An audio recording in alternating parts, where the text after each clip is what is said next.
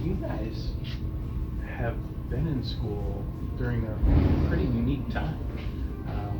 You've been in school during a global pandemic. What was it like for you guys to not be in school and have to be masked and then to come back? So what was that whole experience like living through that? During when it happened, it was confusing to start off, but then we were out of school for almost an entire year, so it kind of became normal. If you think about a couple of years down, this is gonna be in history books. Yeah. It's crazy to Yeah. think about that. Yeah. Maybe our children are gonna learn about what we had to go through when we were their age. Yeah. But it's just crazy to think about. My grandchildren, I have generations will be looking at, what we had to go through in textbooks, and I think I was able to learn a lot about myself and kind of just my classmates while going through all this. Yeah. Did you learn any lessons from this experience that you never thought you'd learn? Did you all of a sudden something was like, oh my gracious, I wouldn't have had that opportunity, or? For me, it's more personal.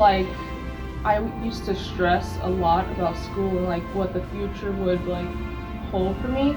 But during quarantine, I just kind of relaxed more and realized that I gotta take everything one step at a time.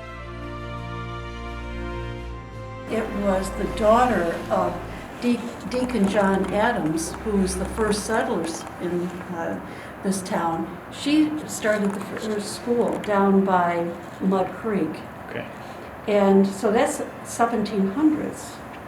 That's amazing that Yes. she immediately started a school. Yeah. They didn't have school. At harvesting time, they didn't have school. Yeah. So the school population fluctuated. Yeah. Children's lives were very different. Mm-hmm. Disciplined in many ways, but also not as disciplined. Mm-hmm. Not the structure that we have today. The academy was a private academy built by the trustees were mainly from the Congregational Church. Okay. And that was formed in 1838. There were day students and there were also students that stayed over.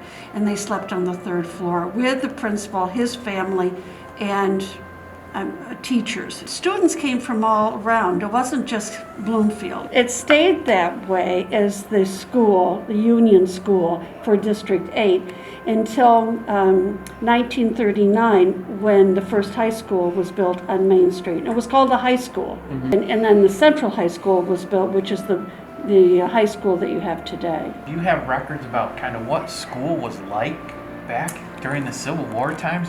Here our country's in the midst of a civil war, and we're educating kids. What was that like here in Bloomfield?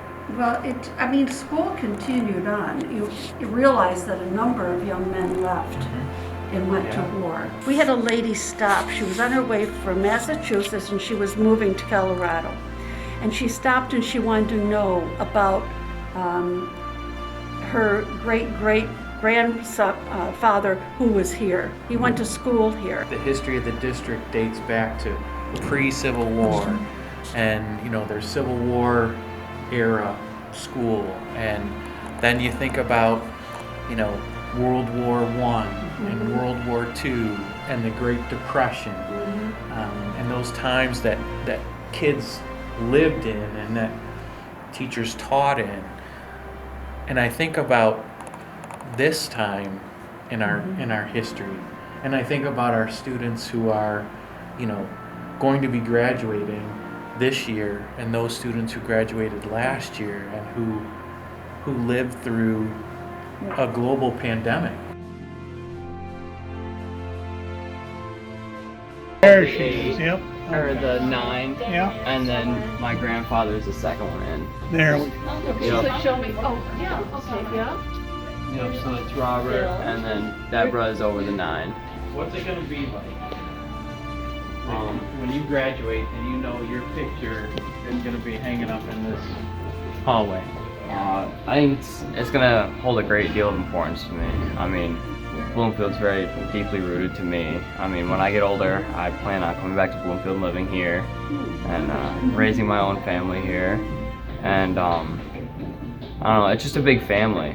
Like, I know that I'm very connected with almost everyone in this school, and I think it's, again, just gonna be kind of almost bigger than myself. My older sister, then my brother, then my other sister, and then it's gonna be me. So it's just like, and I could see them like as I go down the hall, just when I'm walking, and I see my siblings. It just kind of reminds me of all that we've been through in the years that we've spent here. So it's kind of cool to think that I'm gonna be up there one day too. What an amazing time it is to be in education, because this is historic. And I think about those kids whose pictures will be on that wall, and they'll be able to walk through with their kids and their grandkids and say, I remember what that was like.